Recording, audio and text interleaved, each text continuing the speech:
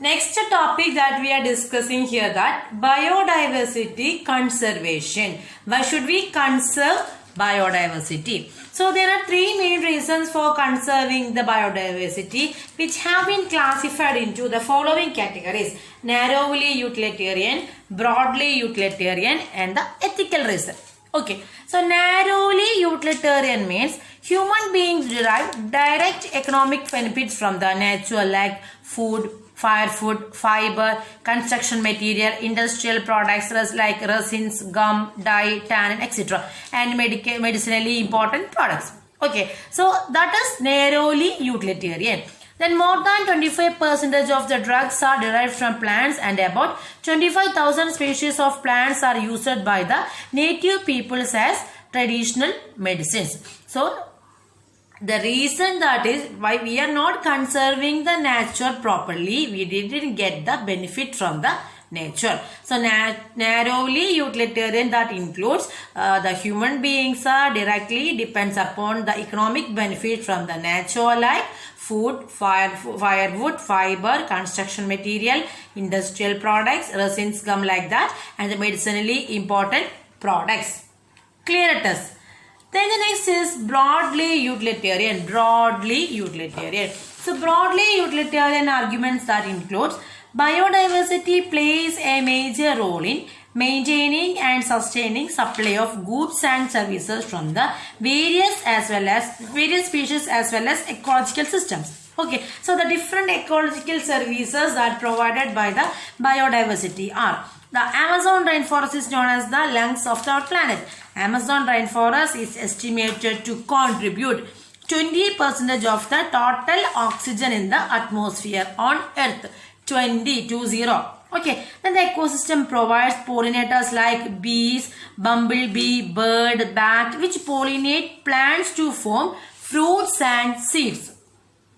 Then the aesthetic pleasures like bird watching, spring flowers in full bloom, then walking through the thick forest, okay, etc. are some other benefits of the ecosystem. So that are included in the group of broadly utilitarian. Understood? Narrowly utilitarian means we are directly getting some products from the nature. Then broadly utilitarian means not through direct, we are getting the benefits from the nature. That is, the Amazon forest is estimated to give 20% of the total oxygen in the atmosphere on the earth. Then the ecosystem provides the pollinators like bee, bumblebee, birds and bats, which pollinate plants to form fruits and seeds. Then the aesthetic pleasures like bird watching, spring flowers in the full bloom, walking through the thick forest, then waking up in the bulbul song, etc. are some other benefits of the ecosystem. Okay, so the next is ethical reasons. So there are thousands of plants, animals, microbes on this earth which are not useless. Okay, everyone has some intrinsic value, even if it is not any economic value. It is suppose so. No organism is not a useless one. All organisms are a useful one in one or another way. It is therefore our moral duty to ensure well-being of the living organism or living creatures for the utilization of the future generation. We don't have neglect any organism. We give the proper importance to all the organisms, and we consider it is our moral duty to ensure well-being of all the living creatures for the utilization of the future generation. Okay, the next generation also needed the benefits of the our ecosystem. That is sustainability. Okay, next that is biodiversity conservation. You can see this page in your textbook, or not in textbook, this page in your SM. Biodiversity conservation that occurs in two ways, that is in situ conservation, and another one is the ex situ conservation. In situ conservation means inside, where the organism is seeing, on there we are protecting the organism. That is in situ. So ex situ means it is opposite from the in situ. We are collecting the organism and separate places. Okay, in separate places we are protecting that organism. That is ex situ conservation. Clear it is. So in situ conservation and ex situ conservation, these two are the biodiversity. These two are the biodiversity conservations. So the in situ conservations are classified into sacred groves, forests, lakes, biosphere reserves, national park and the wildlife sanctuaries. These biosphere reserves again divided into terrestrial and the marine. Ex situ conservation divided into sacred plants, home gardens, seed banks, field gene banks, cryopreservation, botanical garden, arboreta, zoological park and aquarium.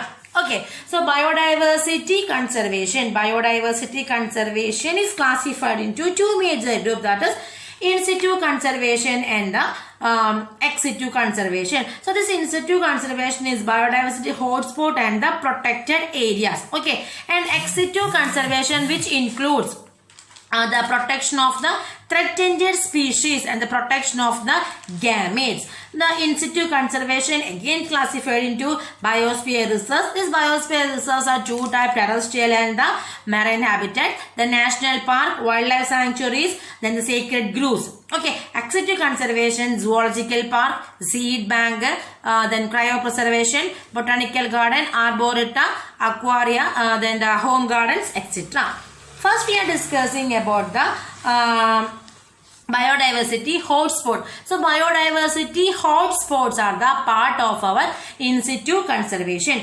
There are the regions of high level of species richness and the high degree of endemism.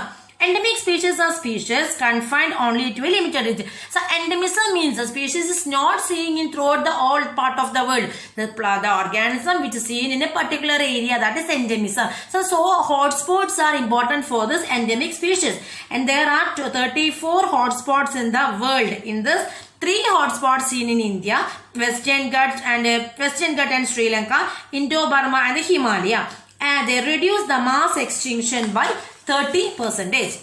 Then the protected area mean India has 14 bioreserves and 90 national parks and 448 wildlife sanctuary. In this, the first wildlife sanctuary that's in India, that is Jim Corbett National Park. Jim Corbett National Park. Okay. Then the next is Ramsar site. Heard about Ramsar site? Ramsar sites are the wetland which are considered to be the international importance or നമ്മുടെ കോൾപ്പാടങ്ങളൊക്കെ. The Ramsar Convention is an international treaty for the conservation and the sustainable utilization of our wetland. There are 26 Ramsar sites in India and some of these are Ashtamudi wetland, Sambar lake, Rudrasagar lake, Chilka lake and etc. Clear? Ramsar sites, Ramsar Convention. Okay. Wetland. February 2 is the wetland day. Okay, that's a Ramsar site. Then the next is sacred groves. Sacred groves means these are the forest patches set aside for worship.